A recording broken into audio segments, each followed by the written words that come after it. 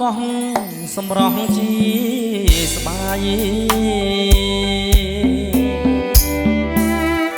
សូមជួបនិស័យម្ចាស់ស្វាយច័ន្ទទីអោ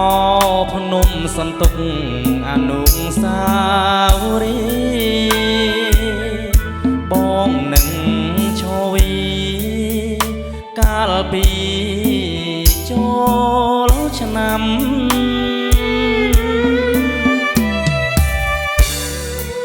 ជាក្រមុំជើងភ្នំសនទុកកំព្រាឪពុករស់រងទុកកម្មសមានថាស្នេហ៍ខ្ញុំដូចខ្មុំបញ្ញាសាដឹងអីបងចាំបានដាំអូនដែរណាត់ជួបឆោមឆាយស្វាយចន្ទទីទុំ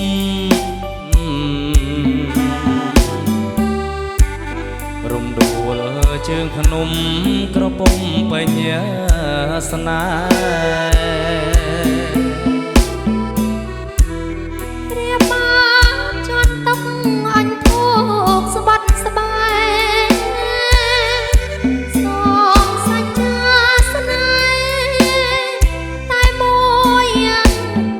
នឹងមួយព្រះភ្នំសន្ទុក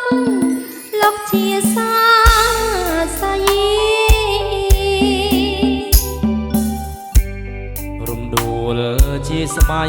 ថ្លៃអើយកុំព្រួយព្រះអង្គស្រាខ្ញៅគង់នៅចាំជួយស្នេហ៍មួយនឹងមួយលោកគ្រាអវសាន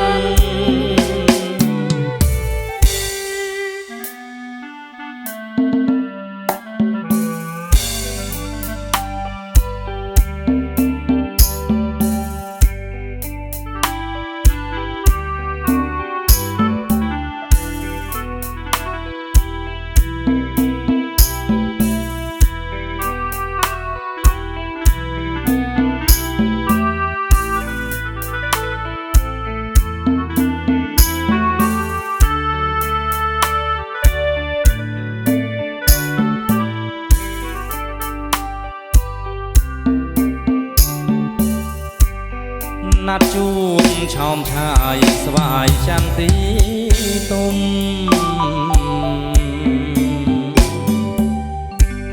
រំដួលជើងភ្នំក្រពុំបញ្ញាស្នេហ៍រៀបបា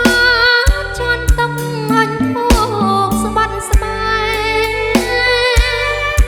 សូមសច្ចាស្នេហ៍តែមួយនឹងមួយព្រះភ្នំសន្ទុកលោកជាសាស័យរំដួលជាស្បៃថ្លៃអើយកុំព្រួយ